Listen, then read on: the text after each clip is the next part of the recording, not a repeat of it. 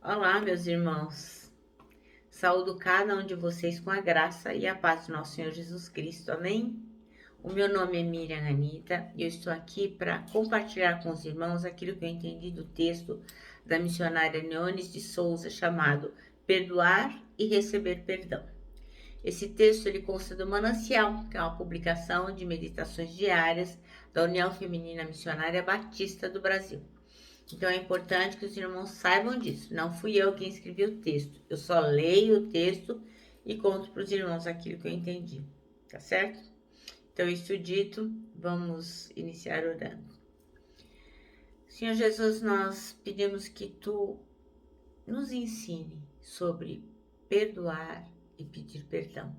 Essa lição tão importante para que nós possamos a cada dia nos aproximar de Ti através da santificação.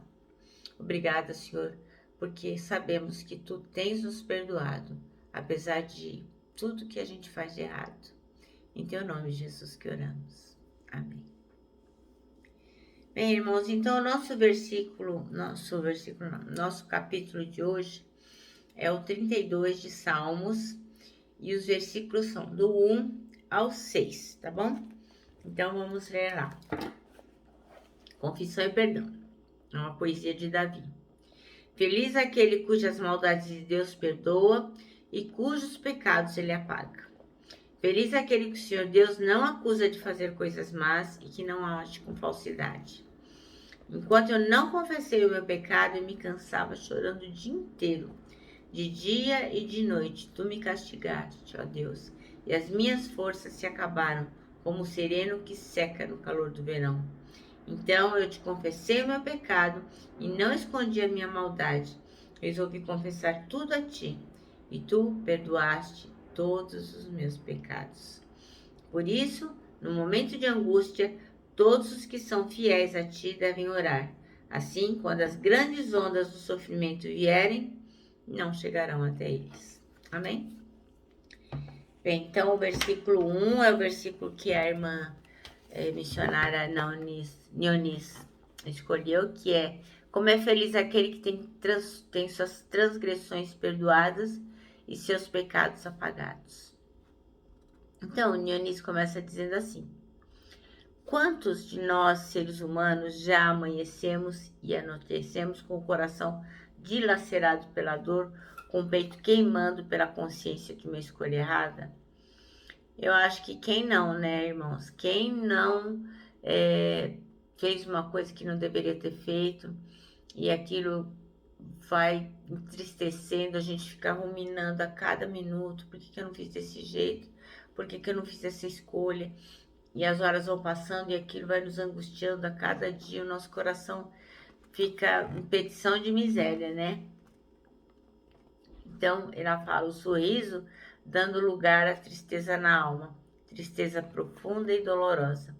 Principalmente quando a gente comete um pecado contra pessoas que nós amamos. Pelo menos, assim, todo pecado é horrível, né? Todo pecado traz pra gente a tristeza que o Espírito Santo nos mostra que fizemos errado.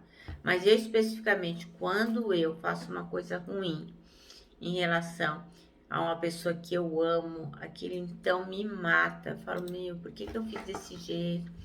Por que eu não relevei? Por que eu não fiz do outro jeito? Enfim. São noites de arrependimento, choro e temor diante do Senhor. E lá no Salmo 30, versículo 5, diz assim: pois a sua ira só dura um instante, mas o seu favor dura a vida toda. O choro pode persistir uma noite, mas de manhã irrompe a alegria. Então, assim, esse versículo ele é muito citado, né? Mas esse de manhã aí pode ser tantos tempos diferentes, né? Pode ser o dia seguinte, pode ser um tempo que Deus escolhe para que a gente possa ser perdoado, né? Porque a gente demora para pedir perdão, a gente fica ruminando aquela coisa, mas realmente pedir perdão, se arrepender, realmente demora às vezes, né? Então aqui ela diz que a noite pode durar dias, semanas e meses, até que o nosso coração esteja pronto para dar e receber o perdão. Porque a palavra diz que nós temos que perdoar também, né? Porque senão nós não seremos perdoados. Então, só aí, quando a gente realmente se arrepende, pede perdão para Deus, muda de conduta, converge, né, daquele caminho que a gente estava ideado, aí sim, o dia para nós amanhece e a alegria se renova. A gente é outra criatura, né? Porque parece que é impossível, né? Porque se você está sofrendo, se você está fazendo coisa errada, por que que não volta e não pede perdão e não começa de novo? Mas às vezes, irmãos, não é tão fácil assim. Eu posso dizer porque eu fiquei muitos anos afastada dos caminhos do Senhor. Mas eu não tinha liberdade, não tinha sossego para pecar. Porque o Espírito Santo sempre me alertava. Mas eu desconsiderava isso. Quando eu deitava minha cabeça no travesseiro, eu falava, não agi bem. Não agi bem, devia ter feito de outro jeito. Eu conheço a palavra. Eu sou responsável pelas pessoas que estão ao meu redor, que não conhecem a palavra. Mas eu não me arrependia. Eu só me sentia mal, sabe? Com drama de consciência. Mas eu não me arrependia. Então eu fiquei muitos e muitos e muitos anos longe dos caminhos do Senhor. Por isso que eu amo tanto Jesus. Por isso que eu faço questão de estar aqui com os irmãos todos os dias. Porque Ele me amou tanto, me perdoou tanto. Isso é o mínimo que eu posso fazer, que é compartilhar com os irmãos aquilo que eu entendo da palavra. Porque o Senhor me perdoou demais, irmãos. Eu fiquei no mundo, eu fiz tanta coisa que não é legal, até chegar aqui, nesse momento tão importante para mim, que é estar falando para os irmãos, entendeu? Então, assim, parece que é uma idiotice, né? A pessoa fala, mas se tá chateada, tá incomodada, vai lá, pede perdão e resolve. Mas não é bagunçado assim, não. A gente, a cada dia, vai dando justificativas para permanecer no erro. E às vezes pode ser um pecadão, e às vezes pode ser um pecadinho, às vezes pode só ser aqueles pecados prediletos, né, que a gente guarda para si, às vezes é aquele que a gente não confessa, a inveja, a ira, a maledicência, enfim, cada um de nós sabe onde que o sapato aperta, mas cada um de nós também sabe que temos um Deus que está ali, ó, sempre atento para nos perdoar, para nos conduzir por bons caminhos. Mas Ele não vai chegar dando uma voadora gospel e falando, não, você vai ter que vir aqui na marra, toma aqui, vai fazer do meu jeito. Não, a palavra está lá para dizer para a gente o que a gente deve fazer. A gente tem que se arrepender. Lembrar que Jesus lá no madeiro, Ele pagou por cada coisa errada que a gente faz. Então, nós temos que reconhecer esse sacrifício de Jesus, que Ele não pode ter sofrido em vão, Ele sofreu por cada um de nós. Então, nós temos que reconhecer isso para, inclusive, podermos ter a nossa alegria de volta. Então, em 1 João, diz assim, ó, no amor não há medo. Pelo contrário, o perfeito amor expulsa o medo, porque o medo supõe castigo, e aquele que tem medo não está aperfeiçoado no amor. Então, só Jesus Cristo pode nos salvar e pode nos curar. Então, admitir o nosso pecado é viver sem medo, é ter liberdade de olhar de frente e falar, Jesus, eu quero ser livre, verdadeiramente livre. Eu sei que só o Senhor pode me dar essa liberdade. Nós temos que ter esse discernimento, irmãos, porque só Jesus Cristo vai nos libertar. Então, a irmã Niones aqui sugere o seguinte, que tudo aquilo que nos aprisiona, nos impede de seguir em frente, que a gente deixe no altar do Senhor, que a gente possa limpar a nossa casa. Às vezes, irmãos, muita modéstia que nos impede de fazer o trabalho do Senhor. Eu não sei cantar bem, eu não sei falar bem, eu não sei como abordar uma pessoa para falar de Jesus. Enfim, tem mil coisas que nós fazemos que pode se transformar em pecado e nos impedir de seguir em frente. Ou então, ai, aquele irmão fez tal coisa para mim, ou aquela pessoa fez tal coisa para mim, isso eu não vou tolerar, isso eu não vou perdoar, eu acho o fim do mundo. Quantos de nós, né, muitas vezes dizemos assim, não, tal coisa eu acho que é perdoável, mas isso não dá para perdoar, não dá para ser assim. Então nós temos sim que depositar em Jesus Cristo as nossas demandas, as nossas tristezas, que são fabricadas pelo pecado, pelo medo, pela angústia, depositar tudo aos pés de Jesus Cristo. Então, de novo, vou repetir: deixe o que o aprisiona no altar do Senhor Jesus. Limpa a sua casa, pois o pecado a deixa inabitável. Não dá para morar numa casa suja de pecado, porque o pecado, ó, tem cheiro de morte. Então, você tem que escolher ser feliz, fazer com que, através de Jesus, as suas transgressões sejam perdoadas e que Jesus possa apagar todos os seus pecados. Ele está sempre ali, ó, atento, esperando você se arrepender para poder te abençoar. Mas às vezes a gente insiste, né, em querer fazer as coisas sozinho, resolver as coisas sozinhas e deixa de contar com a preciosa ajuda de Jesus e só Ele poderá nos libertar.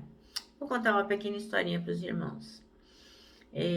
Todo ano, os pais de um menino chamado Martin o levavam de trem na casa dos avós para passar o fim de semana.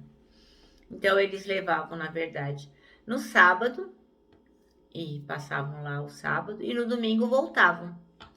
Então, isso aí foram muitos anos, e Martin gostava muito de ir para a casa dos avós. Então, um dia, essa criança bateu o pé e disse assim: olha só, eu não quero mais ir acompanhada, eu sei muito bem para a casa do vovô e da vovó, eu não quero que vocês vão comigo, eu quero ir sozinha, eu posso ir sozinho? Aí os pais ficaram com medo, porque ele era apenas uma criança. E ele insistiu: não, eu sei, eu posso fazer sozinho, eu dou conta, eu resolvo, eu vou. E os pais conversaram e resolveram autorizar Martin a fazer aquela viagem de trem sozinho para a casa dos avós.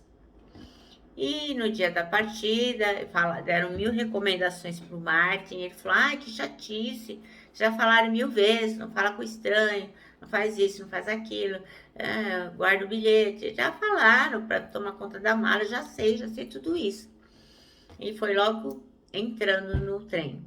Aí o pai falou assim: Martin, eu tenho uma... Ai, desculpa, irmãos. Eu tenho uma coisa para vocês. Para você. Dobrou um papelzinho assim, ó. E colocou no bolso do Martin. E falou assim: olha, este papelzinho você só vai abrir se você se sentir muito angustiado, com muito medo, tá bom? Aí o menino falou: não, mas eu não vou precisar abrir, não. Eu tô indo. Tchau, papai, tchau, mamãe. E foi. E aí no trem, à medida que o trem foi avançando, ele começou a ver que as pessoas o estavam olhando, uma criança sozinha no trem, começaram a comentar, uns olharam feio, outros meneavam a cabeça. Nossa, que absurdo, uma criança sozinha no trem. E ele foi ficando inseguro, ele foi ficando com medo, e ele começou a ficar apavorado. As pessoas entravam e saíam do trem, e ele começou a ficar com vontade de chorar, já estava com o olho cheio de lágrimas. Ai, eu quero meu pai, eu quero a minha mãe. Aí ele lembrou que o pai dele tinha colocado o quê? Um papelzinho dentro do bolso dele. E aí o Martin, já com os olhos cheios de lágrimas, abriu o papelzinho e se sabe o que estava escrito lá? Filho, eu estou no último vagão. Então, irmãos, é assim. Jesus Cristo, Ele está sempre por perto. A despeito de nós não queremos pedir perdão, a despeito de nós não queremos perdoar, a despeito de nós desconsiderarmos a palavra de Deus e o quanto Ele se preocupa conosco e quantas vezes Ele repete as mesmas verdades para que nós possamos nos arrepender, o Senhor está lá. Como aquele pai que estava no último vagão do trem sem que o menino soubesse. O Senhor Jesus está sempre conosco. sempre pronto a nos perdoar. Amém? Bom, irmãos, então, nosso manancial termina assim, ó. Admitir o nosso pecado é viver sem medo, é ser verdadeiramente livre. Bom, meus irmãos, então eu termino aqui com o meu abraço fraternal, com o meu abraço de ursa. Peço desculpas por ter derrubado aqui o telefone, mas peguei rapidamente. Quero lembrá-los que, ó, em 2021, ninguém solta a mão de ninguém. E lógico, né? Termino com a nossa palavra de ordem, que é saudades.